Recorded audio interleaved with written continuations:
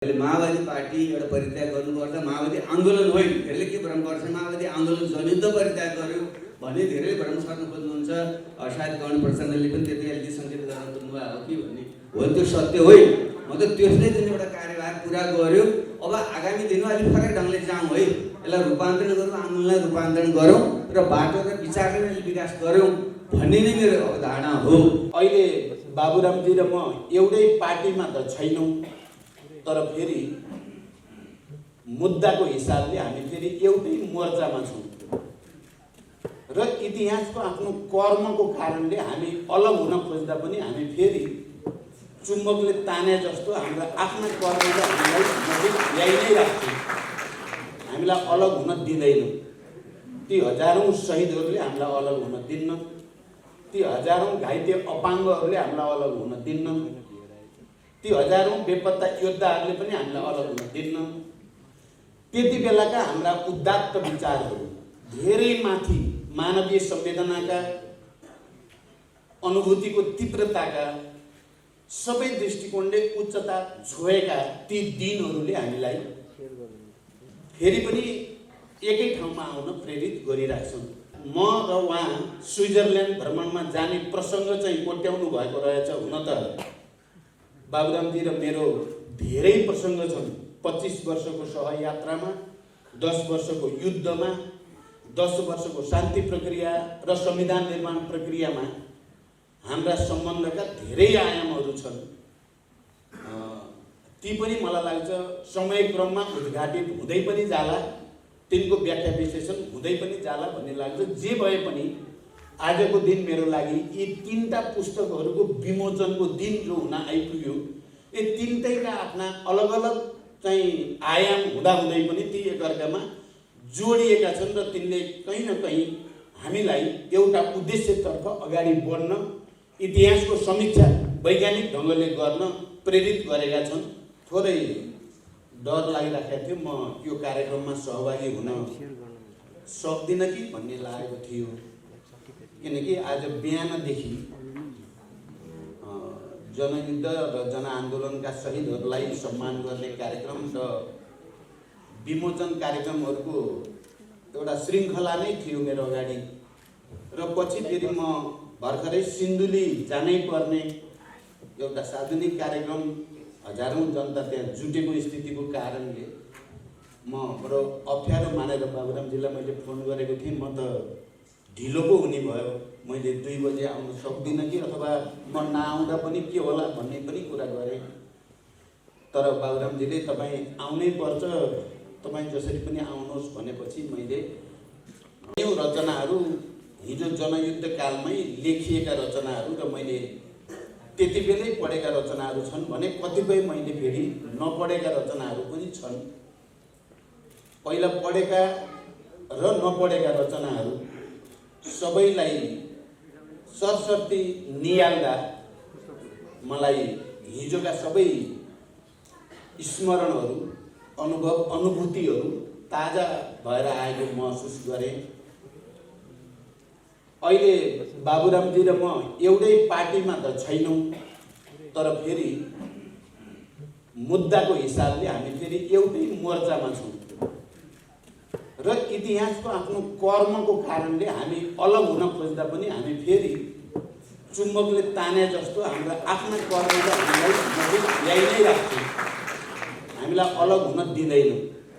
ती हजारौँ शहीदहरूले हामीलाई अलग हुन दिन्न, ती हजारौँ घाइते अपाङ्गहरूले हामीलाई अलग हुन दिन्न, ती हजारौँ बेपत्ता योद्धाहरूले पनि हामीलाई अलग हुन दिन्न।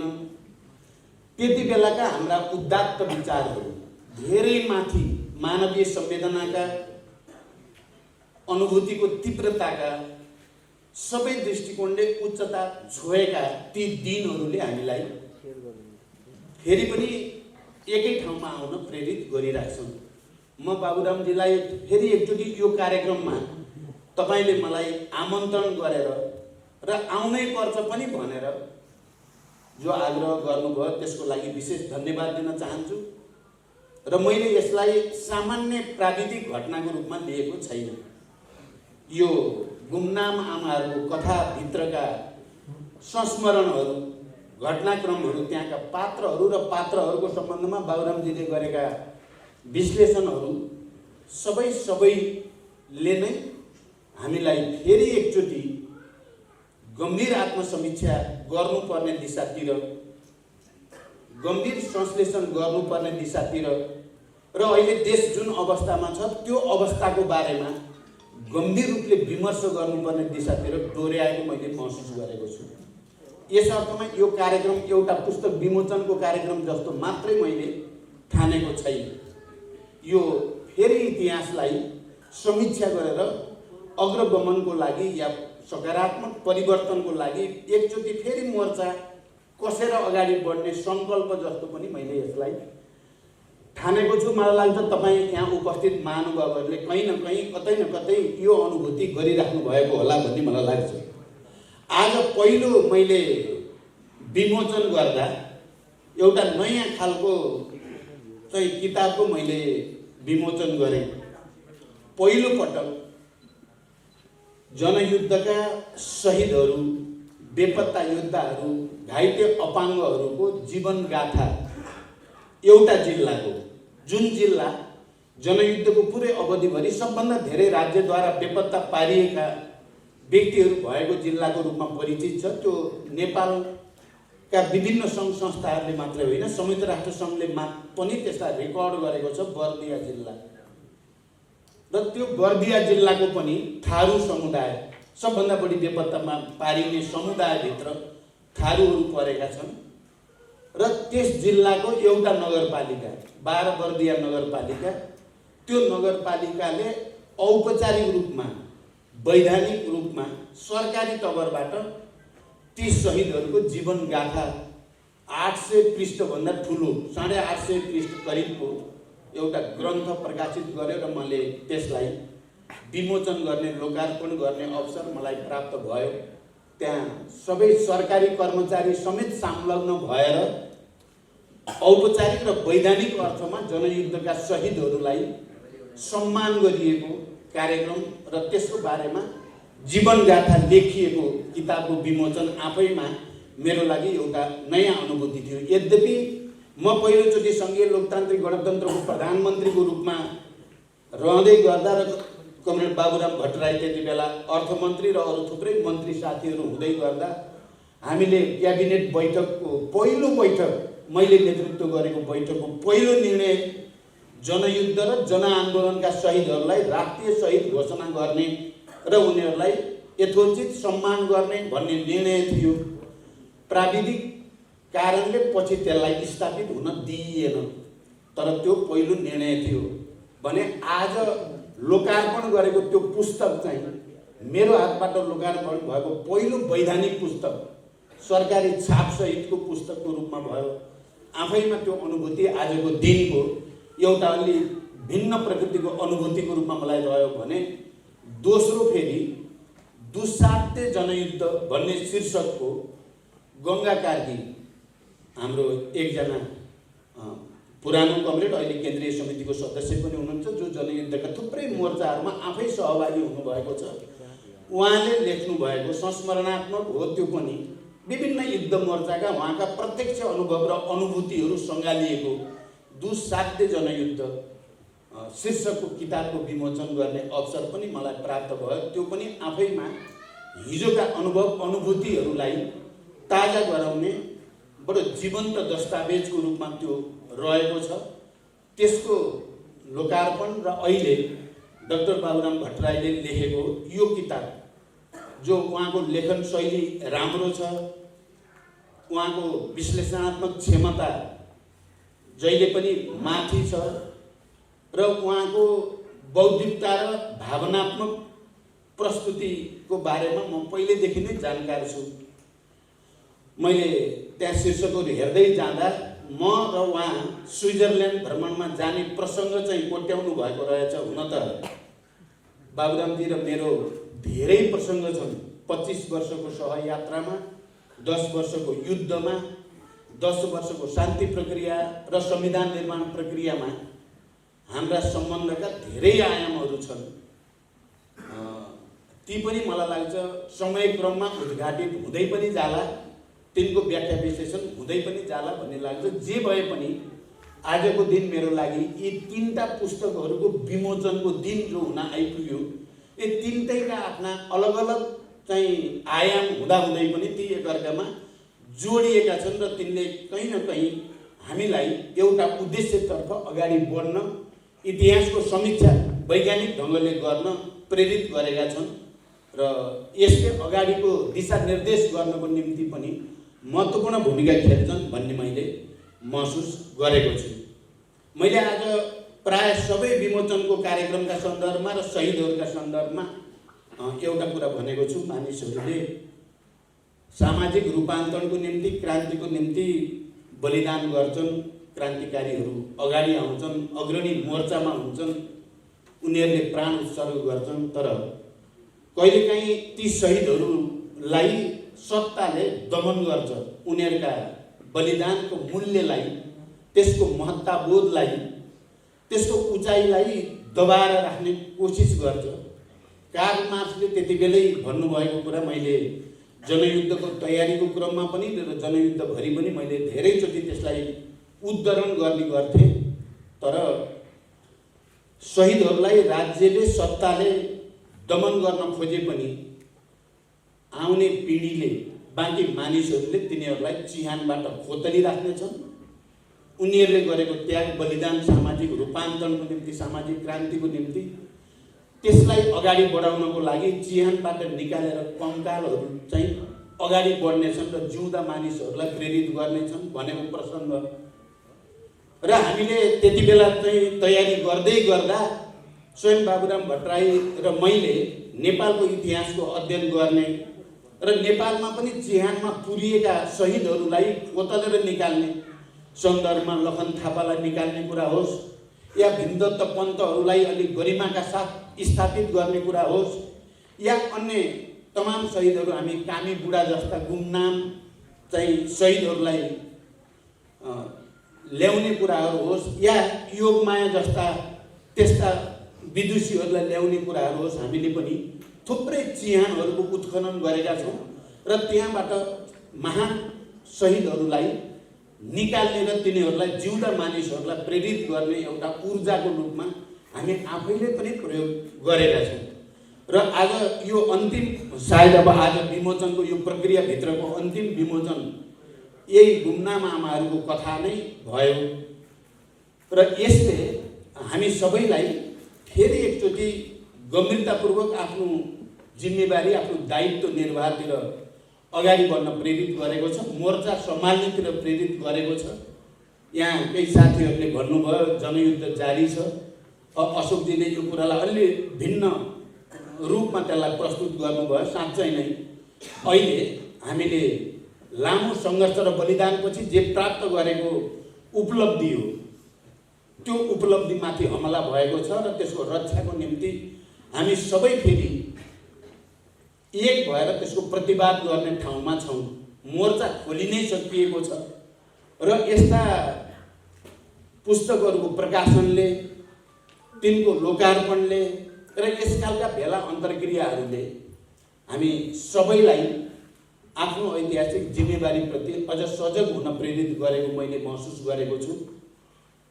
हो, संविधान हाम्रो फेरि पनि यो पूर्ण छ भन्ने हामीले दाबी गरेका छैनौँ। हामीले जस्तो सोचेका थियौँ जनयुद्धको क्रममा या शान्ति सम्झौतापछि विभिन्न उत्पीडित वर्ग, जाति, क्षेत्र, लिङ्ग, समुदायका हक अधिकारहरूलाई उनको पहिचानसहित स्थापित गर्ने जुन स्तरको मान्यता हामी राख्यौँ, हामी ती सबै कुरा त पुरा गर्न सकेनौँ। फेरि पनि यो संविधानमा समावेशी लोकतन्त्रको राम्रो प्रस्तुति छ, त्यस्ता प्रोभिजनहरू छन्। समानुपातिकताको जे भए पनि जग बसाउने कुरा गरिएको छ। शिक्षा, स्वास्थ्य, रोजगारी जस्ता विषयहरूलाई मौलिक अधिकारको रूपमा परिभाषित गरिएको छ र प्रोभिजनहरू राखिएको छ। संघीयता, लोकतन्त्र, गणतन्त्र, धर्मनिरपेक्षता जस्ता विषयहरूलाई पनि संस्थागत गरिएको छ, जो प्रगतिशील छन्, जो 7 दशक लामो सङ्घर्षको उपलब्धिको उच्चतम रूपमा रहेका छन्। यद्यपि त्यहाँ कम्प्रोमाइजहरू पनि छन्। मैले त यो संविधानलाई परिमार्जन गर्न आवश्यक छ भन्ने मानेर नै दुईटा त संशोधन पहिले नै भइसकेकै थिए। मैले मधेसी, आदिवासी जनजाति, दलित, महिला, मुस्लिम सबै क्षेत्र समुदायको अधिकारलाई अझ बढी विकसित गर्नुपर्छ भनेर मेरै हातबाट म दोस्रोचोटि प्रधानमन्त्री हुँदा मैले संशोधन प्रस्ताव 2 पटक दर्ता पनि गराएको थिएँ पार्लियामेन्टमा। र यो संविधानको एउटा विशेषता के थियो भने यो निरन्तर गतिशील र परिमार्जन हुँदै जाने दस्तावेजको रूपमा थियो। र यो संविधानको विशेषता के थियो भने पहिलोचोटि सार्वभौम नेपाली जनताले जारी गरेको संविधानको रूपमा थियो। यो कुनै राजा महाराजा या कुनै त्यस्तो चाहिँ संस्थाबाट होइन, जनताले हामी सार्वभौम नेपाली जनता भनेर सुरु गरिएको र हामीले आफ्ना प्रतिनिधि मार्फत यो संविधान जारी गरेका छौँ भनेर जनताको तहबाट भनिएको पहिलो संविधान हो। यस अर्थमा यसमा कतिपय सीमाहरू हुँदाहुँदै पनि धेरै राम्रा पक्षहरू छन्। अहिले यही संविधानको मूल मर्ममाथि प्रहार भएको छ र हामी सबैले यो संविधानको रक्षा गर्ने, समावेशी लोकतन्त्रको रक्षा गर्ने, समानुपातिक प्रतिनिधित्व प्रणालीको जो जग बसाएको छ त्यसलाई रक्षा गर्ने र परिमार्जन गर्ने दायित्व हामी सबैको छ भन्ने मलाई लाग्छ। ठिक यस्तै बेलामा र आजकै दिन पारेर यो गुमनाम आमाहरूको कथा भनेर जो पुस्तक विमोचन गरिएको छ, हामी सबैले सङ्कल्प गर्ने दिन पनि हो। यो संविधानको रक्षा, लोकतन्त्रको रक्षाको निम्ति अगाडि बढ्ने सङ्कल्पको दिन पनि हो, प्रतिबद्धताको दिन पनि हो भन्ने मैले ठान्दछु। र मलाई लाग्छ आजको यो कार्यक्रमले एउटा नयाँ आधार, विचार र भावनाको, विश्वासको नयाँ आधार बन्नेछ भन्ने मेरो विश्वास छ। म यस अर्थमा यो कार्यक्रमलाई सामान्य औपचारिक कार्यक्रम मात्रै ठानेको छैन। यसको विशिष्ट अर्थ छ, विशिष्ट महत्त्व छ र यसले आउने दिनमा यसको परिणाम चाहिँ सकारात्मक नै हुन्छ भन्ने म विश्वास व्यक्त गर्दै फेरि एकचोटि बाबुरामजी र यो पुस्तक प्रकाशनमा सहयोग पुर्याउने सबैलाई धन्यवाद भन्दै बिदा हुन्छु। पुष्पकमल दाहाल प्रधानज्यू, हाम्रो पार्टी जनता समाजवादी पार्टीका वरिष्ठ नेता अशोक राईज्यू, साथी डाक्टर मीना पौडेलज्यू, साथी तुलानारायण शाहज्यू र यहाँ उपस्थित हुनुभएका यहाँ रामचन्द्रजी गइसक्नु भएको हुनाले मैले उहाँलाई सम्बोधन गरिनँ, उहाँप्रतिमा आभारी छु। र यहाँ उपस्थित हुनुभएका सम्पूर्ण महानुभावहरू र पत्रकार साथीहरू, यहाँ सबैलाई हार्दिक अभिवादन, नमस्कार। सबभन्दा पहिले म यहाँहरूलाई आभार व्यक्त गर्न चाहन्छु। यो पुस्तकको लोकार्पण कार्यक्रम यहाँ सबैजना उपस्थित भइदिनु भयो र विशेषतः मेरा अनन्य मित्र कमल प्रचण्डप्रति म विशेष आभार व्यक्त गर्न चाहन्छु। उहाँ धेरै टाढा छु, हेलिकप्टरबाट जानु आउनुपर्ने छ, गाह्रो हुन्छ भन्दै हुनुहुन्थ्यो, फेरि पनि उहाँ आइदिनु भयो। म अत्यन्त आभार व्यक्त गर्न चाहन्छु। र मेरा अर्का मित्र नेपाली काङ्ग्रेसका वरिष्ठ नेता रामचन्द्र पौडेलजी, उहाँ पनि आउनुभयो र आफ्ना विचारहरू प्रस्तुत गरेर केही समसामयिक राजनीतिबारे टिप्पणी गरेर जानुभयो। उहाँहरूलाई पनि म विशेष धन्यवाद भन्न चाहन्छु। र अशोकजी, मीनाजी, तुलानारायण शाहजीले किताबको विषयवस्तुमा नि प्रवेश गरेर जुन सुझावहरू दिनुभएको छ, त्यसको निम्ति म उहाँहरूलाई विशेषमा धन्यवाद भन्न चाहन्छु। र साथै यो पुस्तक यी पुराना मेरा 2038 सालदेखि 2075 सालसम्मका लेखहरूका अनुभूति र अनुभवजन्य भावनात्मक प्रकृतिका लेखहरू कुनै एउटा मूलतः यो संस्मरणात्मक र अनुभूतिजन्य लेखहरूको सङ्कलन भएको हुनाले यसमा त्यसैका छनौट गरेर यसलाई यसमा प्रस्तुत गर्न मित्र राजु छेत्री र विश्वदीप पाण्डेले जुन भूमिका निर्वाह गर्नुभयो सम्पादन गर्न र सङ्कलन गर्न, उहाँहरूप्रति म विशेष आभारी छु। र छोटो समयमा हतार नै भए पनि प्रिन्ट गरेर सकेसम्म आज यो फागुन 1 गते एउटा विशिष्ट दिन पनि हो, त्यसैले यसै दिनमा प्रकाशित गरिदिनुहोस् भन्ने आग्रहलाई स्वीकार गरेर फाइन प्रिन्टले पनि समयमै जो प्रकाश गरिदियो, फाइन प्रिन्टलाई पनि विशेष म धन्यवाद भन्न चाहन्छु। मैले आफ्नै पुस्तकको बारेमा धेरै भनिराख्नु आवश्यक छैन, उपयुक्त पनि हुँदैन। विज्ञ पाठकहरूले नै पढेर यसबारे थप सुझावहरू दिनुभयो भने त्यसलाई आगामी संस्करणहरूमा यसलाई सच्याउने र अन्य लेख्ने क्रममा विशेष ध्यान दिने मेरो प्रयत्न चाहिँ रहनेछ। तर मैले खालि केही कुराहरू मात्रै राखेर म आफ्ना भनाइ संक्षेपमा म अन्त्य गर्न चाहन्छु। पहिलो कुरा यस किताबकै बारेमा मित्र तुलान शाहजीले जुन राख्नुभयो, यसको शीर्षक अलि शीर्षक र यसको रूप र सार त्यति मिलेन कि भन्ने जुन कुरा गर्नुभयो, त्यसमा तर्क त छ। तर मेरो विचारमा यो म अलि बढी हुन त यो गैर आख्यान नै हो, तैपनि म अलि बढी सैद्धान्तिक प्रकृतिका लेखहरू, बढी अर्थ राजनीतिक शास्त्रीय वैचारिक लेखहरू नै बढी लेख्न रुचाउने र मेरा अधिकांश प्रकाशनहरू त्यसमै केन्द्रित पनि छन्। तर मेरो सायद सबै मान्छेको हुन्छ जीवनको र रुचिको अर्को पाटो पनि हुन्छ, जुन भावनात्मक जुन एउटा पक्ष हुन्छ। आफ्ना अनुभूतिहरूलाई असम्पादित ढङ्गले खुलस्त ढङ्गले प्रस्तुत गर्ने एउटा रुचि पनि हुन्छ। मेरो पनि कुनै कालखण्डमा रुचि थियो र पछि क्रान्तिमा घुमिँदै गएपछि र नेतृत्वको एउटा विशिष्ट स्थानमा पुग्दै गएपछि मानिसलाई स्वतन्त्र ढङ्गले आफ्ना अनुभूतिहरू व्यक्त गर्ने छुट दिँदो रहेछ। जबकि म चाहिँ व्यक्तिगत रूपमा जहिलेसुकै पनि व्यक्तिले जुनसुकै जिम्मेवारी वहन गरे पनि उसका जुन अनुभव र अनुभूतिहरू हुन्छन् त्यसलाई खुलस्त ढङ्गले व्यक्त गर्न पाउनुपर्छ भन्ने मान्यता राख्ने मान्छे हो। कम्युनिस्ट पार्टीभित्र अलिकति त्यस्तो प्रकारको स्वतन्त्रता प्राप्त हुँदैन थियो। खास गरी स्टालिनको पालापछि अत्यन्त यान्त्रिक ढङ्गले कम्युनिस्ट आन्दोलन जसरी ग्रहण गरियो, मान्छे भनेको त भावनाविहीन एउटा शुष्क एउटा यन्त्रवत प्राणी हो भन्ने ढङ्गले कम्युनिस्ट आन्दोलनले जुन एउटा ग्रहण गर्यो त्यो चाहिँ बेठिक थियो र यसलाई सच्याउनुपर्छ। मान्छे भनेको चाहिँ त्यो शुष्क प्राणी मात्र हुँदैन, वर्गको एउटा छाया मात्रै हुँदैन, वर्ग जातीय क्षेत्रीय लैङ्गिकताको समुचितता हुन्छ, सँगसँगै उसभित्र एउटा मानवीयता पनि हुन्छ। ऊ सामाजिक प्राणी पनि हो, विकासको क्रममा ऊ एउटा मानवीय सार तत्त्वसहित उत्पन्न भएको प्राणी पनि हो। त्यसो वर्गीय पक्ष एउटा त्यो मात्रै होइन भन्ने कुराको निकै बहस पनि हाम्रो हुन्थ्यो। फेरि पनि कम्युनिस्ट पार्टीको जुन पुरानो ढाँचाको कम्युनिस्ट पार्टी हो, जसलाई म अलिकति स्टालिनवादी कमजोरी सहितको पार्टी भन्न रुचाउँछु, त्यहाँ चाहिँ निजी अनुभूतिहरू अनुभवहरू व्यक्त गर्ने छुट पनि हुँदैन थियो र त्यसलाई त्यति राम्रो नजरले हेर्दैन थियो पनि। त्यसैले गर्दा पछिल्ला कालखण्डहरूमा मेरा लेखहरू पनि त्यतापट्टि अलिक कम हुँदै गए। फेरि जुन जुन लेखहरू मैले लेख्थेँ त्यो तत्कालीन परिस्थितिलाई ध्यानमा राखेरै लेखिएको, यी कुनै पनि मैले कति पनि यसमा सम्पादन पनि गरेको छैन र खास सन्दर्भमा ती लेखेका पनि हुन्। र मैले यसलाई यो गुमनाम आमाहरू कथा भन्न किन चाहिँ खोजेको हो भने त्यसमा मेरा अनुभूतिहरू खुलस्त ढङ्गले नै पोखिएका छन्, अरूमा पनि पोखिएका छन्। महान शहीदहरू काशी सुरेश वाग्ले, कमरे बसन्त जस्ता, अथवा चाहिँ मैले सिन्धुलीका 3 खम्बा भनेर पनि लेखेको छु, लगायत अत्यन्त निकटमा काम गरेका साथीहरूको शहादत हुँदा हुने अनुभूतिहरू पनि त्यस्तै प्रकृतिका हुन्थे।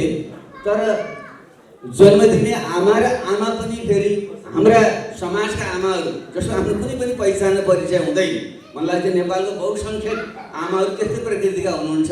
मेरो आमा एउटा साझा कमरेड प्रसन्नका आमालाई मैले देखेको थिएँ, पम्फाजीको आमालाई पनि मैले देखेको छु, भेटेको छु। हामी सबैका आमाहरू त्यस्तै प्रकृतिका हुनुहुन्छ। उहाँको आफ्नो कुनै पनि स्वत पहिचान अलग्गै छैन। आफ्नो पतिबाट बाबुआमा, कसैकी छोरी, कसैकी पत्नी, कसैकी आमा भन्दा उहाँहरूको परिचय चाहिँ हुँदैन।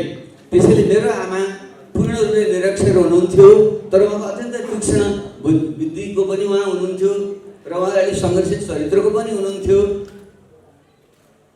तर उहाँको आफ्नो कुनै पनि त्यस्तो प्रकारको पहिचान चाहिँ थिएन। र जुन जनयुद्धको अन्तिम कालमा जब उहाँ बितेको खबर मलाई प्राप्त भयो र त्यति बेला हामी भूमिगत कालमा थियौँ, सिधै सम्पर्क गर्न पनि अप्ठ्यारो थियो। त्यसैले साथीहरूले पार्टीको हेडक्वार्टरमा मैले पुर्याएर कमल प्रचण्ड मार्फत नै फेरि मैले त्यो खबर प्राप्त गरेँ। र पछि मैले बुवालाई फोन गरेर बुझ्दाखेरि बुवाले आफूले भन्नुभयो, त्यो सुनाएपछि म अत्यन्त भावुक भएँ। त्यसैले गर्दा त मैले तुरुन्त नै यो लेख त्यति बेलै लेखेर मैले कान्तिपुरलाई पठाएको हुँ र त्यहाँ छापियो पनि।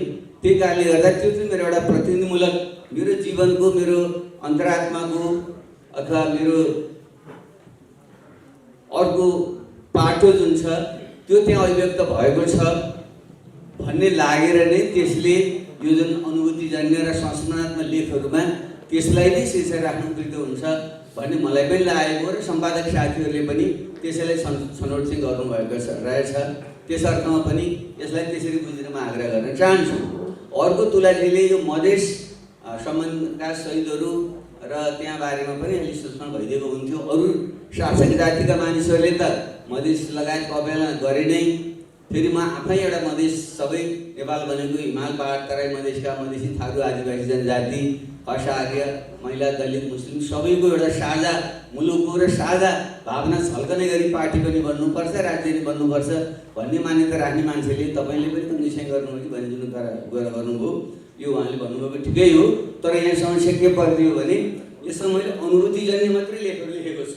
मधेसको बारेमा मैले थुप्रै लेखहरू लेखेको छु। तर मेरो छुट्टै एउटा पुस्तक किताब मधेसी मुक्तिको प्रश्न भन्ने प्रकाशित छ र त्यहाँ मैले मधेसबारे लेखेका मेरो लेखहरू त्यहाँ छन्। तर अनुभूतिजन्य ढङ्गले लेखिएको रामवृक्ष यादव बारेको चाहिँ जनयुद्धको तयारीकै क्रममा नै उहाँको बारेमा मैले लेखेको थिएँ र पछि जनयुद्धकालमा अरू साथीहरूको बारेमा अरू शहीदहरूको बारेमा लेखेको छु। खास गरी अजबलाल यादवको मलाई एकदम याद छ र अरू त्यस्ता साथीहरूको बारे पनि लेखेको छु। तर तत्काल त्यहाँ भेटिए विभिन्न कारणले गर्दा त्यसलाई लोकेट गर्न सकिएन, त्यो छुट्न गएको हो। त्यसलाई त्यसरी दिन बुझ्दिन म आग्रह गर्न चाहन्छु। र अरू जहाँ विषयवस्तु साथीले यहाँ राख्नुभयो वर्गीकरण गरेर त्यहाँ राखिएको छ। एउटा खण्डमा संस्मरणात्मक भावनात्मक मेरा जीवनका पक्षका कुराहरू पनि छन्। त्यो पनि मैले जे छ त्यस्तै लेखेको हुँ। र यहाँनिर मैले एउटा कुरा भन्नै पर्छ, तुलाजीले सायद सङ्केत त्यहाँ गर्नुभयो। आफ्ना ससुरा जसलाई मैले नदेखेका धर्मरत्न यमी भनेर मैले लेखेको छु। त्यो विषयको एउटा रोचक प्रसङ्ग चाहिँ मैले यहाँ उल्लेख पनि मैले गर्नुपर्छ, किनकि मेरो जीवनलाई एउटा मोड दिने पाटो पनि त्यो थियो। 1977मा जब म दिल्लीमा स्कुल अफ प्लानिङ आर्किटेक्चरमा मास्टर्स गर्न चाहिँ आएँ, त्यति बेला हिस्लाजी दोस्रो वर्षमा ग्रेजुएट गर्दै हुनुहुँदो रहेछ। र उहाँसँग जुन एउटा अत्यन्त आकस्मिक हुन त मार्क्सवादमा एउटा आवश्यकता र आकस्मिकताको द्वन्द्ववादले पनि परिघटना निर्माण हुन्छ भन्छ। त्यो सायद हाम्रो जीवनको आवश्यकता पनि थियो, नेपाली इतिहासको आवश्यकता पनि थियो, या विशुद्ध आकस्मिकता थियो। जुन परिवेशमा उहाँसँग भेट भयो त्यो चाहिँ मलाई पनि अलिकति रोचक नै लाग्छ। त्यो जुन आकस्मिक प्रकारको होस्टेलको मेसमा उहाँसँग गएको भेट र संवाद, र त्यसैले नै म मान्छे अलिकति अलि एस्थेटिक प्रकृतिको मान्छे पनि म थिएँ। र यो परम्परागत प्रकारको वैवाहिक जीवन, प्रेम जीवनमा गाँसिएर चाहिँ मान्छेले जीवनमा उसले जे प्राप्त गर्न खोजेको त्यो चाहिँ प्राप्त गर्न सक्दैन भन्ने पनि लाग्छ। सायद हाम्रो हिन्दू संस्कारको यो ऋषिमुनि योगीहरूको परम्पराबाट हुर्किएर पनि होला। म त्यस्तो प्रकृतिको पनि थिएँ। तर हिस्साजीले भेटेपछि र त्यसको क्रममा नै जुन हाम्रा सहकार्यहरू हुँदै गए, त्यस क्रममा नै मेरो जीवन चाहिँ अलिकति मोडिएर विवाह गरेर यो अर्कोपट्टि म गएको पनि हो। त्यसैले त्यसलाई पनि मैले त्यहाँ चाहिँ साथीले जुन राख्नुभएको छ त्यो मेरो जीवनको अलि फरक खालको फाटो पनि त्यहाँनिर छ। र मेरो स्कुलका र साथी खास गरी भारतमा पढ्दा मजदुर साथीहरूसँग बिताएका दिनहरू, तिनले नै मलाई चाहिँ यहाँसम्म आइपुग्नुमा योगदान गरे भन्ने मेरो बुझाइ हो। त्यस अतिरिक्त अन्य प्रसङ्गहरू पनि त्यहाँनिर छन्। र मैले विशेष ढङ्गले चाहिँ शहीदहरूका बारेमा मैले लेखेको छु। थुप्रै बारे लेखेको छु, अरू पनि थुप्रै छन्। तर स्थानाभावले मैले खास शहीदहरूलाई मात्र प्रकृति पात्रको रूपमा मैले लेखेका लेखहरू यहाँ राखिएका छन्। त्यसलाई त्यही ढङ्गले बुझिदिनु हुनेछ। मैले अरू पनि छन्, पछि सन्दर्भ त्यस्तो परेछ भने हामीले उल्लेख गर्नेछौँ। कमेडी पर्सनलाई पनि थाहा छ, हामी त्यति बेला धेरै कठिन थियो। अहिले जस्तो डिजिटल टेक्नोलोजी यति सुलभ नेपालमा भइसकेको थिएन। बढी भनेको हामीलाई खालि त्यति बेला हामी के भन्थ्यौँ भने त्यति बेला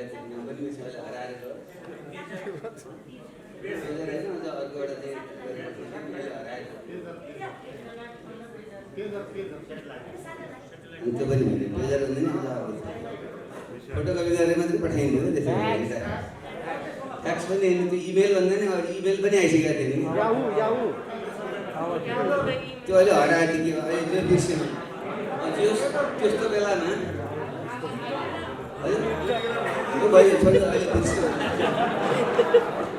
त्यस्तो बेलामा पनि मलाई एकदमै याद छ जनयुद्ध थालनी गएको पहिलो वर्ष त मैले पुरै 52 हप्ता मैले जनादेश र अन्य पत्रिकाहरूमा प्रत्येक हप्ता मेरो लेखहरू छापिएको छ।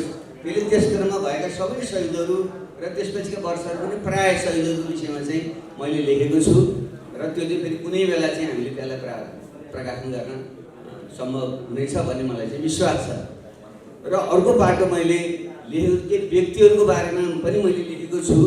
अब केही चाहिँ अलि अप्रिय पनि छन्। मैले सुरुमा नै भनेको छु मेरो एउटा प्राकृतिक सोच भनेको सर्वजना हिताय अलिकति मानवीय ढङ्गले सोच्ने पनि मेरो एउटा हो।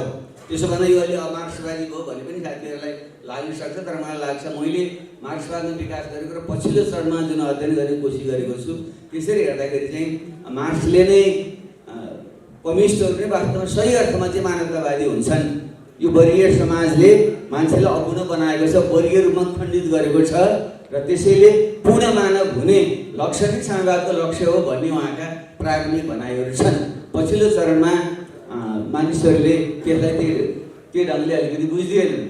तैपनि मेरो चाहिँ स्वभाव र मेरो प्रवृत्ति चाहिँ अलिकति मानवतावादी ढङ्गले सोच्ने नै हो। समुचितता वर्गीय, जातीय, क्षेत्रीय, लैङ्गिक र मान्छेको व्यक्तिगत स्वत्व सहितको व्यक्ति नै पूर्ण हुन्छ। त्यो मानव हुने त्यसोमा विकास गर्ने हाम्रो लक्ष्य हुनुपर्छ भन्ने पनि मेरो सोच हो। भलै हाम्रो समाज मानव जाति त्यहाँ पुगिसकेको छैन, त्यसैले अहिलेको विशेषतामा हामीले ध्यान दिनुपर्छ भन्ने कुरालाई स्वीकार गर्दै विभिन्न मानिसहरूका बारेमा मैले लेख्ने क्रममा चाहिँ मेरो सोच अनुसार, मेरो एउटा प्रवृत्ति अनुसार भन्दा पनि अहिलेको वर्ग सङ्घर्षको तत्कालीन वर्ग सङ्घर्षको आवश्यकताले कुनै पनि व्यक्तिको 1 को 2 मा विभाजन भन्ने जुन द्वन्द्ववादको चाहिँ नियमलाई हामीले प्रयोग चाहिँ गर्थ्यौँ।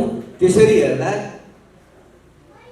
प्रत्येक व्यक्तिलाई चाहिँ उसका सकारात्मक नकारात्मक ढङ्गले चाहिँ हेर्नुपर्छ र जुन प्रतिपक्षितामा भएका मानिसहरू छन् तिनीहरूको नकारात्मक पाटोलाई बढी उजागर र आफ्नो किताबमा भएको बढी सकारात्मक उजागर गर्नुपर्छ भन्ने एउटा लडाइँको जुन एउटा नियम हो।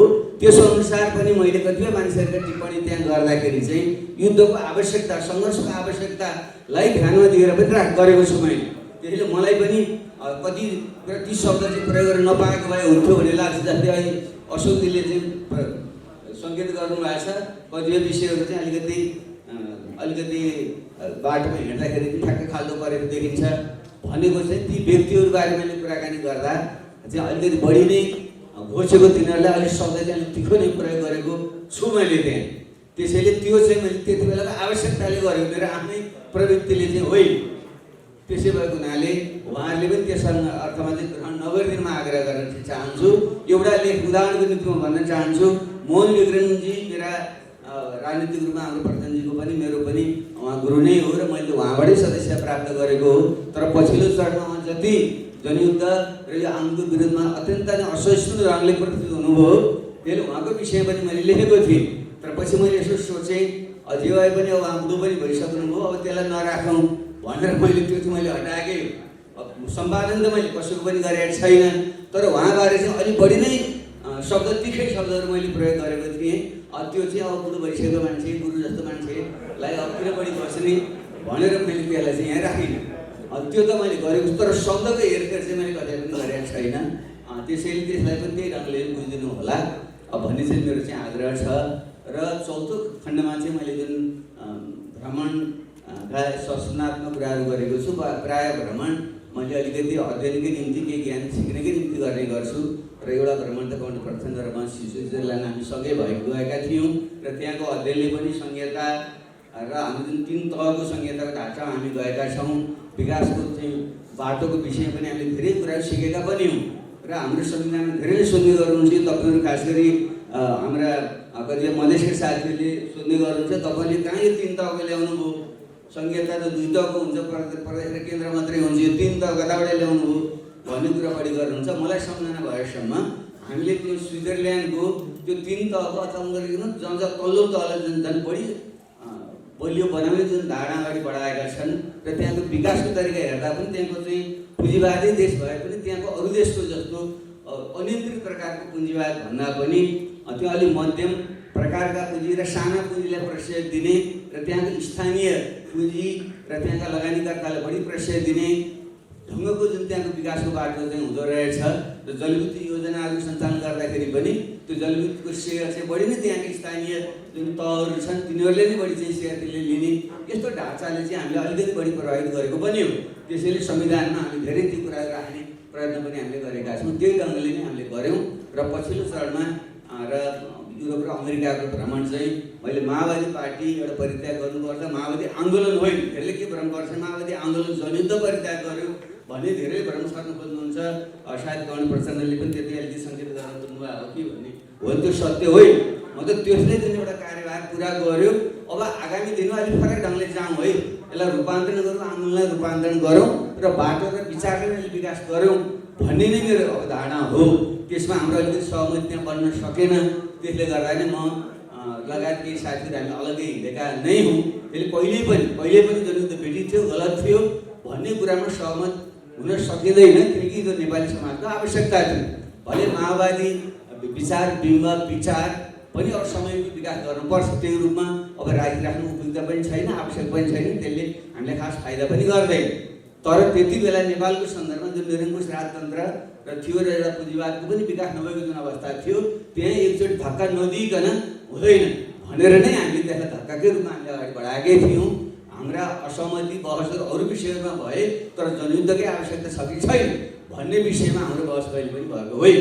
त्यसर्थ पनि मैले यो पछि माओवादी पार्टी परित्याग गरेपछि अथवा संविधान सभाबाट संविधान जारी भएर एउटा श्रृङ्खला पार गरिसकेपछि अर्को बाटो लिएपछि अब विचारको विकास कसरी गर्ने, विश्व कहाँ पुगिसकेको छ एकचोटि हेरौँ, नेपाललाई पनि बुझौँ र फेरि विश्व पनि हेरौँ भनेर युरोप र अमेरिकाको भ्रमण र मध्यपाली लोकमार्ग मार्फत पूर्वदेखि पश्चिमसम्मको भ्रमण गरेको कुरा चाहिँ मैले लास्ट पार्टमा चाहिँ मैले त्यो कुरा राखेको छु। त्यो चाहिँ प्रकाशित पनि भएको छैन, नयाँ पनि छ। मैले संसदमा बोलेको चाहिँ विषयलाई संक्षिप्तीकरण गरेर त्यहाँ राखिएको छ।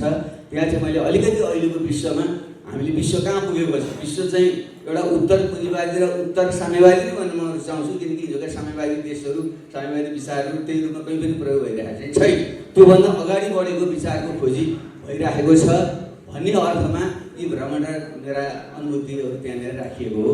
त्यसले किताबका मूल प्रसङ्ग यिनै छन् र जुन सुझावहरू यहाँले दिनुभएको छ, खास गरी अशोकजीले दिनुभएको कुरा सही नै हो।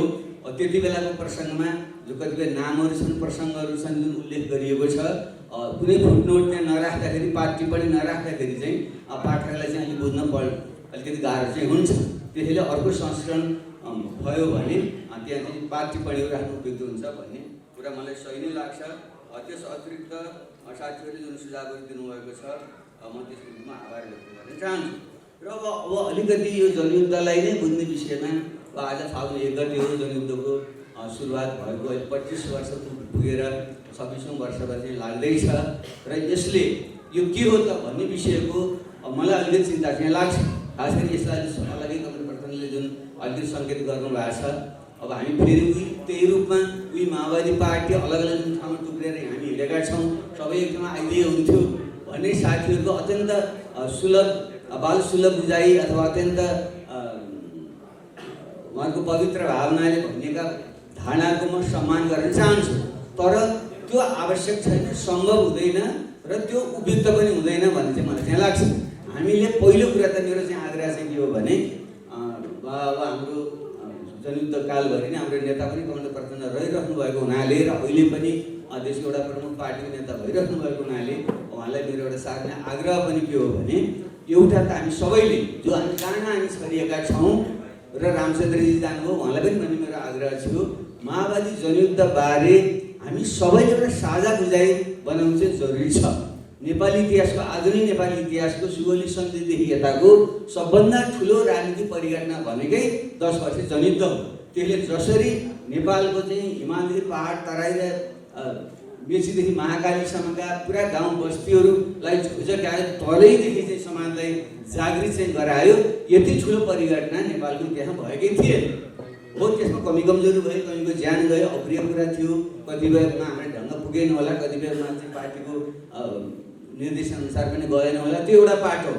तर यति ठुलो जुन परिघटना भयो र त्यसैको जगमा नै अहिलेको परिवर्तन आएको पूरकको रूपमा मधेस जनविद्रोह भयो, किनकि हामीले अन्तरिम संविधानमा संहिता भन्ने शब्द अनेक प्रयत्न गर्दा पनि राख्न त्यहाँ दिएन र हामीले पनि अहिले लसिलो भएर ल भइगयो त हामी उठाउँछौँ भनेर छोड्यौँ। पछि उपेन्द्र यादवजीहरूले त्यसलाई जुन ढङ्गले उठाउनु भयो, मधेस विद्रोहले संहितालाई साँच्चै नै अगाडि ल्यायो, त्यो एउटा पूरकको रूपमा थियो भन्ने कुरा म ठान्दछु र उपेन्द्रजी पनि त्यही ढङ्गले नै व्याख्या गर्न रुचाउनुहुन्छ। त्यसरी जनजातीय आन्दोलन, मधेस यो थारू विद्रोह, दलित आन्दोलन लगायतका जुन आन्दोलनहरू भए, मूलत ती जनयुद्धले नै जुन जग पुरानो सामन्तवादी मनुवादी समाजको चाहिँ जगलाई चाहिँ पितृसत्तावादी समाजको जगलाई हल्लाएको थियो, त्यसैको जगमा अरू आन्दोलन पूरक रूपमा चाहिँ आएका हुन्। त्यसैले मूल आगो जनयुद्ध हो र अरू चाहिँ त्यसले सहायक आँगा हो। त्यस अर्थमा यो जनयुद्ध जुन अहिले अलपत्र जस्तो जुन बनेको छ, जनयुद्धको एउटा आधिकारिक इतिहास पनि छैन।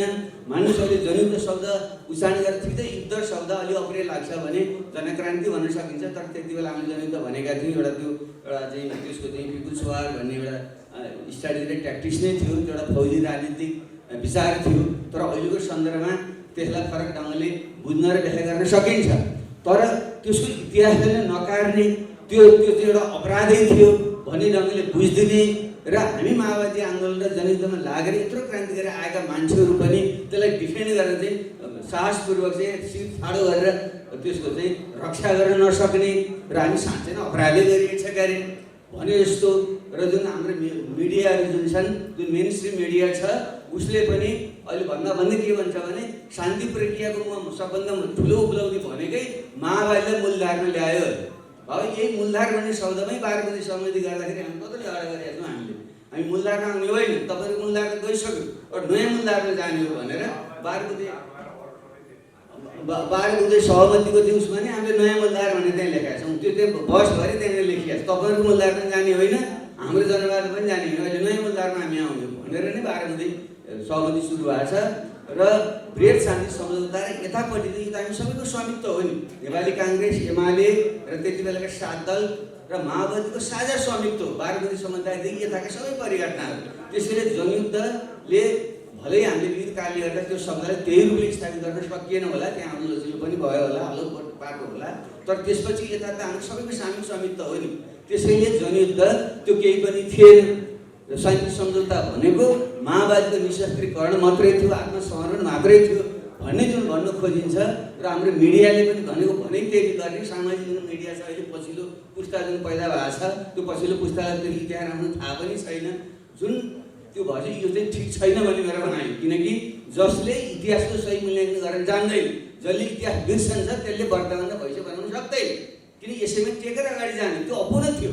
त्यो माओवादी जनयुद्धले जुन ढङ्गले उपलब्धि हासिल गरेको थियो, त्योभन्दा अगाडि जान त्यो रूपमा सम्भव थिएन भनेर नै हामीले बलियो परिवेशमा शान्ति सम्झौता मार्फत आएका थियौँ। तर त्यसले प्राप्त गरेका जुन उपलब्धि हुन् ती महान थिए, त्यसैमा टेकेर नै अगाडि जाने। त्यसको अपूर्ण थिए, संविधान अपूर्णता रह्यो भन्ने कुरा म आफैले आधा गिलास खाली आधा गिलास भरि भनेकै हुँ। त्यसैले अब हामीले त्यसको अर्थ माओवादी जनयुद्ध उपलब्धि नै थिएनन् र त्यो पुरै गिलास घटाउनुपर्छ भन्नेतिर जुन जान खोजिरहेको छ अहिले केपी ओलीले जुन गरिराख्नु भएको छ, त्यो सही छैन।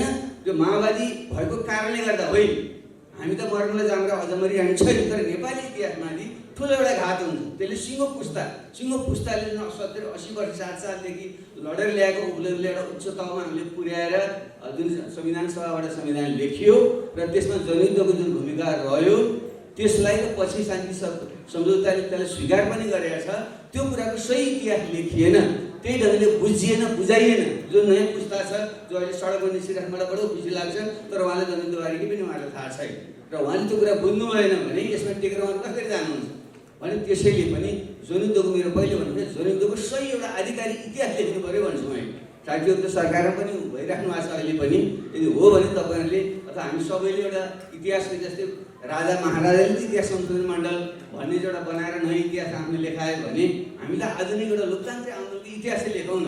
विज्ञहरूलाई चाहिँ राखेर र विभिन्न पक्षका मान्छेहरूलाई राखेर 97 सालदेखिको चाहिँ लोकतन्त्रको इतिहास लेखौँ। त्यसमा 7 सालदेखि 46 साल माओवादी जनयुद्ध, मधेस विद्रोह लगायतको चाहिँ एउटा एकीकृत प्रकारको चाहिँ एउटा इतिहास लेखौँ भन्ने मेरो चाहिँ एउटा आग्रह हो। र त्यसको निम्ति हामीले एउटा सङ्ग्रहालय बनाउने भन्ने थियो त्यो पनि त्यो ढङ्गले बन्न सकेन। सबैले आफ्नो ढङ्गले जानिदिनु भइरहेको छ, त्यो पनि भित्र चाहिँ छैन। त्यसैले यो सन्दर्भमा चाहिँ आग्रह छ, हामी कुनै आयोगमा नआइकन हामी सबैले अहिलेसम्मका यो उपलब्धि छ। नेपाली काङ्ग्रेसले पहिलो चरणमा उदार लोकतन्त्र योगदान गरेकै हो, बिचको चरण एमाले पनि झापाकालले योगदान गरेकै हो, र त्यसपछि मुख्य माओवादीले को विद्रोहले जनयुद्धले सम्बन्धमा उठाएकै हो, र बाँकी काम मधेस आन्दोलन थारू विद्रोह लगायतकाले गरेको हो भने यी सबै आन्दोलनको एउटा एकीकृत आधिकारिक एउटा इतिहास हामीसँग हुनु पर्यो, ताकि आगामी पुस्ताले त्यसबारे बुझोस्। हाम्रै विश्वविद्यालयमा ती पुस्तकहरू पढाइन् र अन्तर्राष्ट्रिय रूपमा त्यो स्थापित होस्। तर विडम्बना के छ भने हामी जिउँदा छँदै प्रचण्ड म लगायत साथीहरू जिउँदा छँदै हुँदै नभएको कुराहरू आविष्कार गरेर मान्नुहोस् यो जनयुद्ध त कुनै वैदेशिक शक्तिले गराइदिएको थियो, 12 बुँदै जुन बाहिरबाट लेखिएको थियो भने यस्ता कुराहरू लेखिदिने म अहिले नाम लिन चाहन्न। अत्यन्त स्थापित एकजना चाहिँ सम्पादकले जुन किताब लेख्नु भएको छ, मैले उहाँलाई पटक पटक भने उहाँको किताबमा व्याख्या गर्ने तपाईँको चाहिँ अधिकारको कुरा हो, तर तपाईँले तथ्य नै गलत लेखिरहनु भएको छ।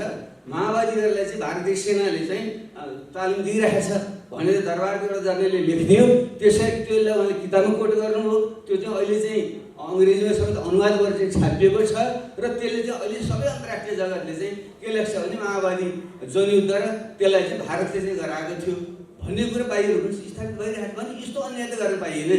त्यो यो नगर्नुहोस् भनेर मैले आफ्नो फ्याक्चुअल एरर छ भने सच्याउनुहोस् भनेर लेखेर पनि मैले दिएँ, तर उहाँले अहिले पनि सच्याइरहनु भएको छैन। र थुप्रै किताबहरूमा चाहिँ त्यसैले कोट आधिकारिकमा नै लेखिँदैछ भने यसरी इतिहास कसरी बन्छ? हामी त मरेर जाउँला, तर तपाईँले यो जुन असत्य कुरा चाहिँ यो जुन विष चाहिँ पिलाउनु भयो, असत्य कुरा चाहिँ नयाँ पुस्ताले चाहिँ तपाईँले चाहिँ पिलाउनु र खुवाउनु भयो भने त्यसले चाहिँ के संस्कार निर्माण गर्छ, के ज्ञान निर्माण गर्छ, अनि समाज कसरी अगाडि बढ्छ? त्यस अर्थमा पनि यसलाई गम्भीरतापूर्वक हामी सबले लियौँ भन्ने चाहिँ मेरो चाहिँ आग्रह छ। र सँगसँगै विभिन्न दिवसहरू हामीले प्रजातन्त्र दिवस, लोकतन्त्र दिवस, गणतन्त्र दिवस अनेक भनिरहेका छौँ भने यसबाट पनि एकरूपता हामीले ल्याएर जुन फागुन 1 गते जुन जनयुद्ध सुरुवात भएको थियो र त्यसलाई पनि एउटा कुनै दिवसको रूपमा के दिवस भन्ने हो? जनयुद्ध भन्दा त्यो युद्धकै शब्द चाहिँ त्यति रुचिकर हुँदैन भने जनक्रान्ति दिवस अथवा केही दिवस भनेर साझा रूपमा हामीले यसलाई मनाउनु पर्यो। त्यत्रो मधेस विद्रोह भयो, जुन माघ 5 गते मधेस बलिदानी दिवस भनेर मनाइन्छ। टिआरसी बेपत्ता आयोग जस्ता विषय छन्, यसलाई चाहिँ कसैले एउटा ब्ल्याकमेल गरी सार्वजनिक रूपमा प्रयोग गरेको चाहिँ हुँदैन। बडो दुःख लाग्छ मलाई यति बेला पनि कतिपय मान्छे बडो हल्का ढङ्गले तपाईँले त तर्साउँदैछन् यो चाहिँ आयोग चाहिँ गठन भयो, तपाईँले कहाँबाट किन गरिन्छ, हामी कुन हेग जान्छ, कसरी हेर्न जान्छौँ हामी? यो त महान क्रान्ति थियो, क्रान्तिको गरे बापत कोही हेगमा गएको छ?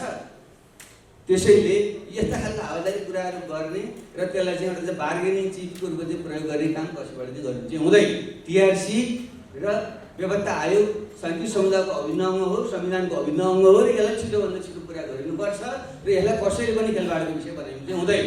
त्यसले यसमा पनि हामीले एउटा साझा सहमति बनाऊँ र खास गरी नेपाली काङ्ग्रेस साथीहरू रामचन्द्र जानुभयो, उहाँहरू र अरू जुन तत्कालीन अब एमालेका जो साथीहरू हो उहाँहरूले पनि यसलाई गम्भीरतापूर्वक लिनुपर्छ। यसलाई छिटोभन्दा छिटो टुङ्गेर हामी अगाडि बढ्न चाहिँ पर्छ। त्यसैले त्यसमा चाहिँ हाम्रो ध्यान दिनुहोस् भन्ने मेरो आग्रह छ। र मैले अब अन्त्यमा मैले बढी बोलेँ, म अन्त्यमा यहाँ चाहिँ आग्रह छ जुन वर्तमान सन्दर्भ छ यसमा हामी सबै गम्भीर बनौँ। रामचन्द्रजीले, कमल प्रचण्डले जुन कुरा राखिसक्नु भएको छ यो विषय धेरै गम्भीर छ।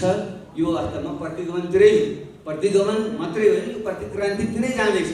मैले बुझेका जुन परिघटनाहरू छन् त्यसभित्र अदृश्य जो प्रतिवेदन कुराहरू आउँछन्, ठुला बडाहरूका घरहरूमा जुन खालका काने खुसीहरू गरिन्छ ती सबैले सुन्दाखेरि एउटा राष्ट्रिय र अन्तर्राष्ट्रिय सेटिङ अन्तर्गतै यी सम्पूर्ण उपलब्धिहरूलाई चाहिँ फेरि चाहिँ खोसेर त्यसलाई एउटा अनिश्चितताको बिन्दुतिर लिएर जाने प्रयत्न नै हुँदैछ भन्ने नै आउँछ। मैले यहाँ आज किन भन्न चाहिरहेको छु भने कति बेला भन्छु त प्रधानमन्त्री भएको मान्छे यस्ता कुरा गर्नुहुन्छ भन्नुहुन्छ।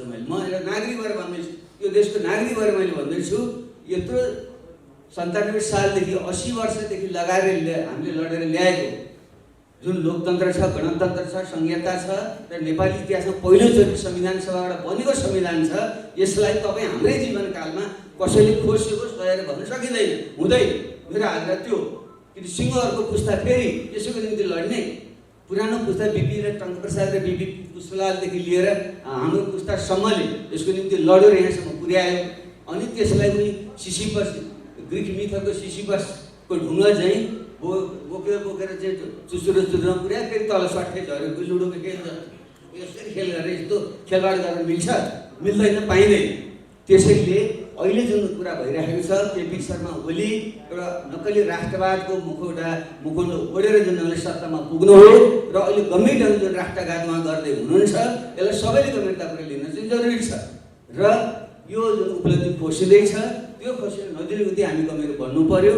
रामचन्द्रजी जानुभयो, उहाँ त लागिरहनु भएकै छ, तर उहाँका पार्टीका नेताहरूले जुन ढङ्गले खुट्टा कमाइराख्नु भएको छ अथवा झर्लाएर खाउँला अथवा कसैले दिएको आश्वासनको घरमा परेर यत्रो घात भन्दाखेरि पनि चुप्लाएर बसिराख्नु भएको छ, यो चाहिँ अक्षम्य हुनेवाला छ। यदि कसैले पनि यति बेला पदको लोभ लालच गरेर आफ्नो पार्टीको सङ्कीर्ण स्वार्थलाई ध्यानमा राखेर यो प्रतिक्रान्तिलाई रोक्नको निम्ति अगाडि आउँदैन भने त्यो जनताप्रति पनि गद्दारी हुन्छ, राष्ट्रपति पनि एउटा धोका हुन्छ, गद्दारी हुन्छ। यसको निम्ति चाहिँ हामी सबै नेपाली एकजुट हुनुपर्छ र सबै पार्टीहरू आफ्नो पार्टीगत घेराभन्दा माथि उठेर अगाडि आउनुपर्छ।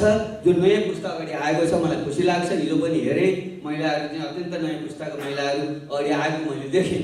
तर मलाई चिन्ता के छ भने नागरिक समाज र दलहरूको बिचमा चाहिँ एउटा चाहिँ अन्तर सम्बन्ध चाहिँ हुनुपर्छ। दलहरू भनेका विचारका सङ्गठित अभिव्यक्ति हुन्, त्यसले समसामयिक युगका कालका विचारको संश्लेषण गर्ने र त्यसमार्फत जनतालाई डोर्याउने अभिभार नै दलहरूको हुन्छ। त्यसले दलहरू भनेका सबै खराब छन्, नेताहरू भनेका सबै चोर हुन् मात्रै भनेर नेताहरू खराब हुन्, पार्टी खराब भयो त राम्रो पार्टी बनाउनु, राम्रो नेता खोजौँ, तर पार्टी नै चाहिँदैन, राजनीति नै चाहिँदैन भन्ने ढङ्गले जुन नयाँ पुस्तालाई चाहिँ फेरि विभ्रमित गर्न खोजिँदैछ त्यसलाई हामी सतर्क गर्नुपर्छ।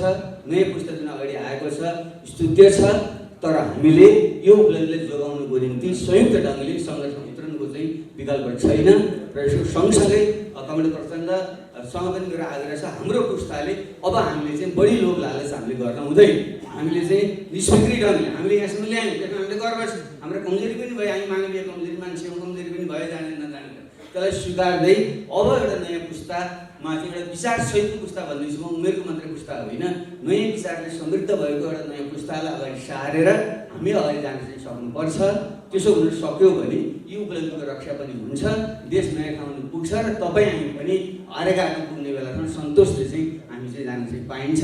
त्यसैले म यही आग्रह गर्दै यो दिनले हामी सबैलाई त्यो दिशातर्फ जाने प्रेरणा दियोस् र आज महान शहीदहरू, बेपत्ता जनहरू सबैप्रति सम्मान व्यक्त गर्दै यो कार्य